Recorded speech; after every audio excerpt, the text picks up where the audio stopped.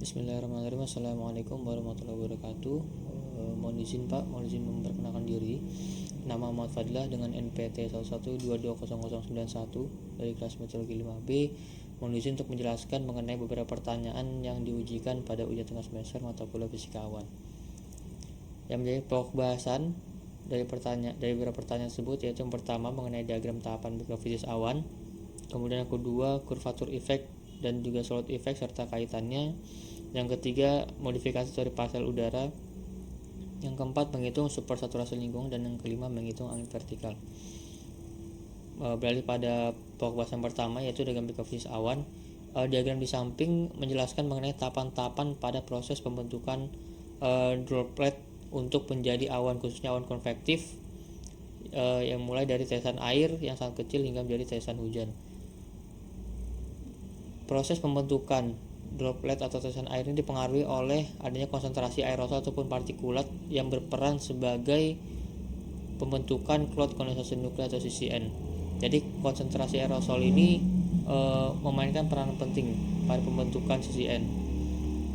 Dan konsentrasi aerosol yang berbeda dapat menghasilkan proses pembentukan hujan yang berbeda juga.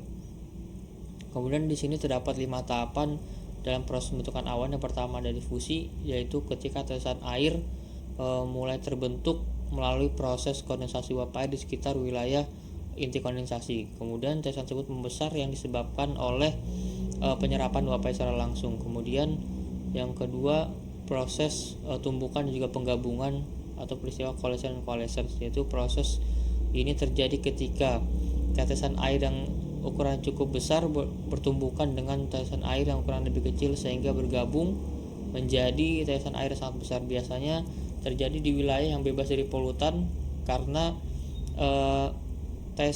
karena CCN-nya rendah, akibatnya mudah terbentuknya droplet air dan juga besarnya radius dari droplet air yang dibentuk pada wilayah yang bebas dari polutan. Kemudian yang ketiga ada hujan hangat atau warm runout, yaitu di mana tetesan air yang cukup besar tadi turun sebagai hujan tanpa melibatkan proses pembentukan es. Kemudian yang keempat ada fase campuran es dan air atau mixed phase, yaitu pada suhu yang rendah. Jadi fase campuran tersebut terbentuk yaitu ketika tetesan air super dingin atau super cold bersama dengan ada partikel es. Dan pada proses ini merupakan proses transisi sebelum terjadinya pembentukan partikel es secara utuh.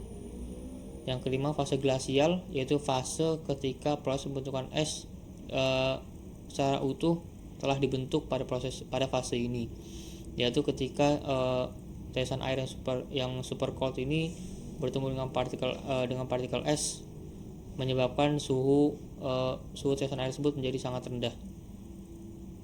Kemudian kita sama-sama bisa melihat gambar pada grafik 1, yaitu kasus tercemar ya, dimana jumlah aerosol yang berada pada grafik ini CCN-nya itu besar gitu, sangat banyak, sehingga dia menghasilkan tetesan yang lebih kecil, mempengaruhi radius dari tetesan air tersebut, sehingga tidak mampu tetesan air ini untuk berubah menjadi awan ataupun droplet-droplet yang dapat mempengaruhi dari proses pembentukan awan, sehingga menghambat, menekan atau mensupres adanya proses tumbukan dan juga penggabungan daripada droplet atau tetesan air tersebut di grafik pertama. Kemudian pada grafik kedua, yaitu kasus yang umumnya terjadi di wilayah kontinen atau daratan, yang dimana jumlah aerosolnya masih cukup banyak, tetapi masih uap air tersebut sudah dapat terbentuk atau droplet tersebut sudah dapat bertumbukan dan juga bergabung untuk menjadi tetesan yang lebih besar pada kondisi grafik di nomor 2 ini, karena polutan pada grafik 2 sudah mulai ada pengurangan atau penurunan secara grafik. Kemudian pada kasus yang grafik ketiga, itu pada kondisi clean atau bersih, ini biasa umumnya terjadi di wilayah maritim atau perairan ya, yang dimana konsentrasi CCN itu lebih rendah sehingga mempercepat proses pembentukan droplet air untuk menjadi awan sehingga memungkinkan untuk terjadinya hujan hangat atau warm rainout. Jadi pada grafik ini menjelaskan hubungan antara ukuran efektif dari tetesan air terhadap suhu. Kemudian masuk ke kurvatur efek, yaitu kurvatur efek berkaitan dengan proses pembentukan awan yang dipengaruhi oleh efek kelengkuan permukaan tetesan sehingga mempengaruhi tekanan uap jenuh. Jadi secara umum semakin kecil tetesan air maka semakin melengkung permukaannya, dan ini meningkatkan tekanan uap jenuh di sekitar tetesan. Kita bisa sama-sama melihat gambar. Pada gambar kiri atas bentuk dari permukaannya itu datar sehingga molekul-molekul air ini dapat terikat dengan baik antara satu dengan yang lainnya sehingga mencapai suatu kestabilan. Akibatnya partikel-partikel air ini tidak mudah menguap dan mampu mempertahankan kondisi dari tetesan. Dibandingkan dengan gambar yang kedua, karena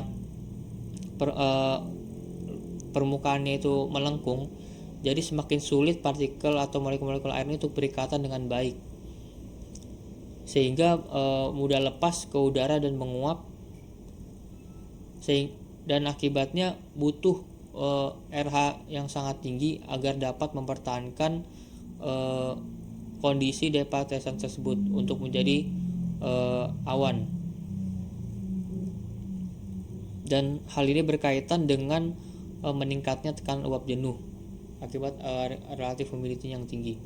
Kemudian pada gambar yang bawah itu Kelvin kurvatur efek, yaitu yang menjelaskan hubungan ukuran tetesan dengan RH. Di sini kita bisa sama melihat gambar untuk droplet evaporate sini, dia untuk kondisi ukuran tetesan yang sangat kecil maka diperlukan RH yang sangat tinggi untuk dapat mempertahankan dari kondisi tetesan agar tidak menguap. Kemudian droplet growth, yaitu pertumbuhan droplet.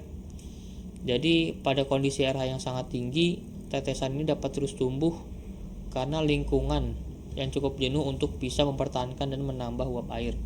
Kemudian ada fase equilibrium, yaitu ukuran tetesan berada pada kesetimbangan terhadap RH sehingga tidak adanya pertumbuhan atau penguapan. Untuk droplet growth di sini punya beberapa konsekuensi atau keterkaitan, yaitu dengan tekanan uap terhadap tekanan uap jenuh. Jika tekanan uap lebih kecil daripada tekanan uap saturasi, maka droplet tersebut akan hilang atau decay. Kemudian jika tekanan uap sama dengan tekanan uap saturasi, maka ukuran dari droplet tersebut akan mencapai pada critical size atau ukuran kritis. Sedangkan droplet dapat tumbuh ketika tekanan uap lebih besar dari tekanan uap yang tersaturasi. Dan ini dituliskan pada persamaan Kelvin, yaitu R sama dengan 2 gamma per N kali K dikali T dikali logaritma atau ln E per ES, yang mengindikasikan tekanan uap terhadap tekanan uap jenuh yang tersaturasi. Kemudian ada Raoult effect, penerapan hukum Raoult's law, yaitu keberadaan zat terlarut dalam tetesan air akan menurunkan tekanan uap jenuh di atas permukaan tersebut. Hal ini disebabkan karena molekul zat terlarut menempati sebagian permukaan tetesan sehingga mengurangi jumlah molekul air yang dapat menguap. Dan Raoult effect ini juga terdapat beberapa konsekuensi atau kondisi. Yang pertama, jika radius tetesan itu lebih kecil daripada radius kritis, maka Raoult effect akan mendominasi, karena Raoult effect ini mengikat uap air sehingga menurunkan atau berkurangnya radius daripada tetesan air tersebut. Kemudian tetesan larutan ini berada pada kesetimbangan dengan uap pada RH yang kurang dari 100%. Kemudian karena radiusnya kecil, radius kecil yang disebabkan oleh Raoult effect tadi, maka perlu adanya RH yang sangat tinggi untuk dapat mempertahankan kondisi dari tetesan tersebut agar tidak menguap. Kemudian jika saturasi kritis tercapai, maka tetesan memiliki radius kritis. Kemudian kondisi yang kedua, jika radius tetesan lebih besar dari radius kritis, maka inti kondensasi akan aktif, yaitu semakin mudahnya pertumbuhan droplet. Jika es atau saturasi melampaui dari saturasi kritis, maka tetesan tersebut akan tumbuh melampaui dari radius kritis. Akibatnya pertumbuhan droplet menjadi sangat besar untuk bisa menjadi pertumbuhan awan. Kemudian masuk ke Kohler curve atau diagram Kohler. Di sini bagaimana merepresentasikan dari tetesan air yang terbentuk dan tumbuh yang disebabkan oleh dua faktor, yaitu faktor kelengkungan atau curvature effect dan juga faktor terlarut. Jadi pada kurva ini menjelaskan hubungan radius droplet terhadap saturation ratio yang berdampak pada proses difusi. Kita bisa sama melihat pada gambar efek kelengkungan terjadi pada grafik yang bagian atas, di mana adanya proses aktivasi dari inti kondensasi awan yang dapat mempercepat tumbuhnya droplet air. Karena kita juga sama melihat gambar ketika semakin kecil radius droplet, maka curvature effect itu semakin tinggi. Begitupun yang pada grafik bagian bawah, efek terlarut efek terlarut atau absolute effect ini, mengapa di sini dikaitkan dengan partikel asap? Karena partikel asap ini cenderung mengikat uap air, sehingga sulit untuk terjadinya awan dan juga proses turunnya hujan. Kemudian untuk kondisi yang aktif atau sisinya aktif itu kondisi ketika radius droplet lebih besar daripada radius kritis, sehingga droplet dapat tumbuh untuk menjadi awan.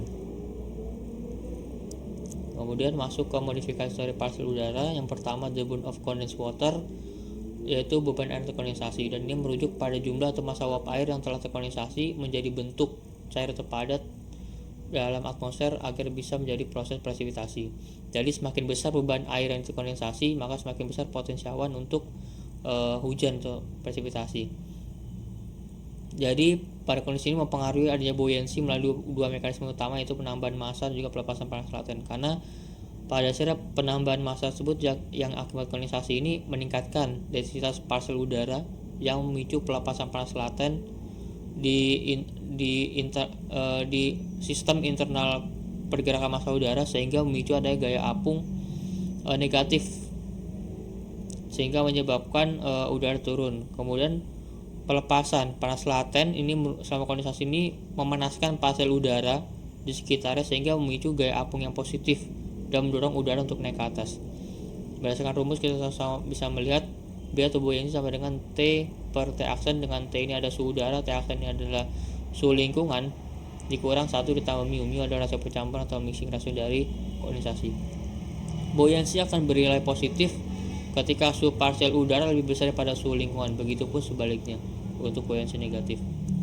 Kemudian kita masuk pada bagian compensating downward motion atau kompensasi dan pergerakan turun massa udara.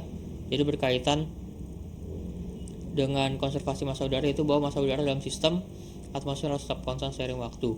Jadi saat udara naik atau mengalami konvergensi, kekosongan akibat pergerakan yang naik ini harus digantikan oleh massa udara yang turun untuk membentuk suatu keseimbangan. Jadi ketika udara hangat naik, dan dia akan mengalami pendinginan secara adiabatik atau CO2 adiabatik, kemudian terkondensasi, dan juga kemudian terbentuknya awan.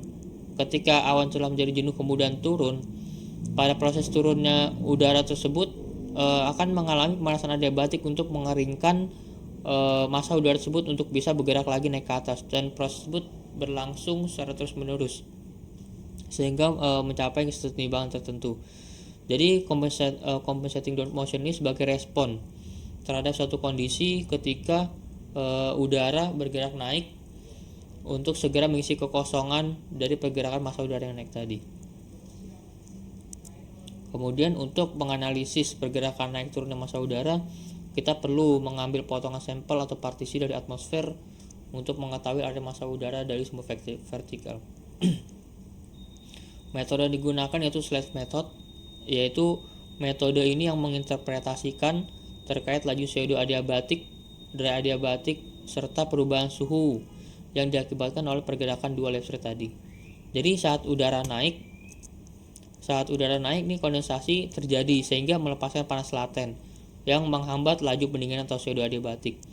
Mengapa disebut CO2 adiabatik? Sebenarnya CO2 adiabatik ini digunakan karena dia melibatkan pelepasan uap air dalam bentuk kondensasi. Namun uap air yang terkondensasi ini langsung dipisahkan atau dikeluarkan dari massa sistem udara itu. Jadi saat uap air yang terkondensasi kemudian berubah menjadi cairan dan proses pelepasan ini dianggap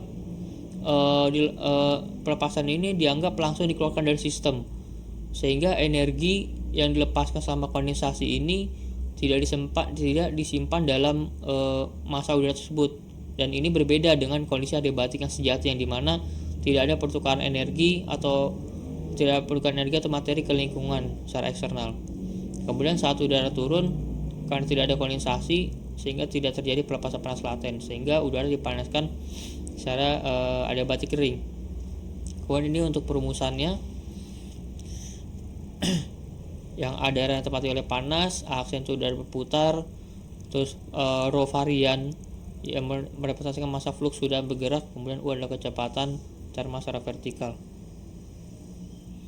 Kemudian di sini ada perumusan compensating downward motion dengan asumsi bahwa udara naik didinginkan pada tingkat CO2 adiabatik, kemudian udara turun dihangatkan pada adiabatik kering, kemudian ada terdapat ketidakstabilan pada massa udara pada proses ascending dan descending, sebagaimana yang sudah dituliskan perumusan tersebut dengan slide method.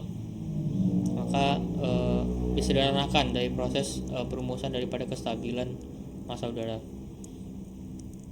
Kemudian masuk ke pengenceran dari proses pencampuran atau dilution by mixing, yaitu elemen apung yang naik akan bercampur dengan udara sekitar yang lebih dingin dan kering sehingga mengurangi daya apung termal.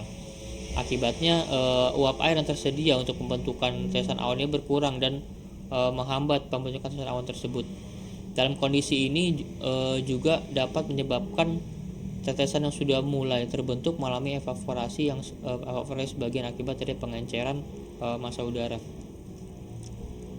Proses perumusan dari pengurangan daya apung termal terkait dengan adanya perubahan suhu terhadap massa, kemudian ada saturasi mixing ratio terhadap massa, dan juga penurunan dari panas laten karena perubahan atau penurunan dari saturasi mixing rasionya. Kemudian di sini juga dianalisis berdasarkan laju perubahan suhu terhadap waktu daripada partikel udara tersebut bergerak, kemudian kecepatan vertikal paket udara terhadap rasio pencampuran uap. Kemudian kita masuk kepada aerodynamic resistance, yaitu hambatan yang dialami partikel udara ketika konveksi maupun subsiden dan mempengaruhi pada proses pembentukan awan dan dinamika atmosfer, dan ini berkaitan dengan bubble theory. Jadi bubble theory ini menjelaskan bagaimana proses perilaku pergerakan massa udara, khususnya menggambarkan bagaimana sih massa udara naik secara konvektif membentuk sebuah gelembung udara. Ketika udara naik di sekitarnya, maka udara di sekitarnya ini akan memberikan hambatan untuk mengurangi kecepatan dari proses konvektif massa udara ini. Tujuannya apa? Untuk menjaga kestabilan bentuk gelembung tersebut agar tidak pecah. Karena memang pada dasarnya bentuk gelembung yang ideal adalah bulat sempurna. Karena disebabkan oleh adanya hambatan, maka bentuk gelembung tersebut tidak lagi sempurna dan berbentuk lonjong. Kemudian hambatan ini berperan pada proses pencampuran atau yang di sini disebutkan oleh mixing region antara kedua kondisi massa udara, yang konvektif maupun yang subsiden. Kemudian ketika kita mengambil partisi secara vertikal atau cross section, maka bentuknya akan seperti plum atau bentuk seperti lonjong. Kemudian kita masuk ke perhitungan menghitung supersaturasi lingkungan, yaitu R0 yang merupakan ukuran droplet 2,91 mikrometer, kemudian ukuran droplet yang mengalami proses saturasi yaitu 3,91 mikrometer, dengan waktu 19,1 menit yaitu sekitar 1146 second, dengan T minus 10 derajat Celcius dengan tekanan 69,1 kPa. Kemudian ada laju dari proses saturasi oleh droplet yaitu C dengan nilai 10 pangkat 1,5 yaitu senilai 31,62 mikrometer kuadrat per second. Jadi laju difusi dari proses saturasi droplet. Kemudian ditanya supersaturasi lingkungan dengan mengabaikan solid effect dan curvature effect. Kemudian perumusannya sebagai berikut, yaitu ukuran droplet tersaturasi sama dengan akar ukuran droplet kuadrat tambah 2 dikali supersaturasi dikurang 1% dikali C dikali T. Kemudian kita bisa mensubstitusikan persamaan ini menjadi angka-angka yang sudah diketahui, sehingga didapatkan 1528,81 sama dengan 8,4681 ditambah 70.473,4 dikali S dikurang 1%. Kemudian pindah ruas, kemudian adanya pengurangan dari kedua ruas sehingga dihasilkan 1521,34 dibagi 70.473 sehingga dihasilkan 0,02097 dikonversi ke persen dengan nilai 2,097%. Kemudian S sama dengan 2,970% ditambah 1% sehingga nilai supersaturasi lingkungan berkisar pada 3,97%. Kemudian menghitung kecepatan vertikal atau U. Jadi kita ketahui ketinggian dari proses kecepatan vertikal massa udara 9,1 km, kita konversi menjadi 9.100 meter. Kemudian dengan lapse rate lingkungan 4,91 derajat Celcius per kilometer dengan suhu 29,1 derajat Celcius, kita konversi ke Kelvin menjadi 32,1 Kelvin. Kemudian ada dry adiabatic lapse rate di 9,8 derajat Celcius per kilometer. Kecepatan yang ditanya adalah kecepatan angin vertikal pada periode orografi yang sebanding dengan periode buoyancy oscillation. Periode orografi yang sebanding dengan periode buoyancy oscillation berkaitan dengan Brun-Weisel frekuensi, yaitu frekuensi yang menggambarkan seberapa cepat suatu paket udara akan berosilasi jika diganggu dari posisi kesetimbangan atau osilasi. Jadi kita pertama-tama dirumuskan oleh periode total atau dilambangkan simbol tau, yaitu dengan rumus sama dengan L per V sama dengan 2pi per N. N merupakan bilangan frekuensi dari Brun-Weisel. Kemudian dapat kita kali silang L dikali N sama dengan 2pi dikali V, dengan V sama dengan L dikali N per 2pi. N diperluas rumusnya yaitu G per T dikali selisih lapse rate baik lapse rate adiabatik terhadap lapse rate lingkungan, kemudian dikali pangkat setengah. Kita masukkan angka-angka yang sudah diketahui, 9100 dibagi 2pi dikali 9,8 per 32,1 dikali dengan selisih dari lapse rate, kemudian konversi kilometer ke meter 10 pangkat min 3 dikali pangkat setengah, kemudian 9100 per 2pi dikali 0,01259 sampai dengan 18,24 meter per second. Mungkin sekian yang dapat saya sampaikan, kurang lebihnya mohon maaf. Wassalamualaikum warahmatullahi wabarakatuh.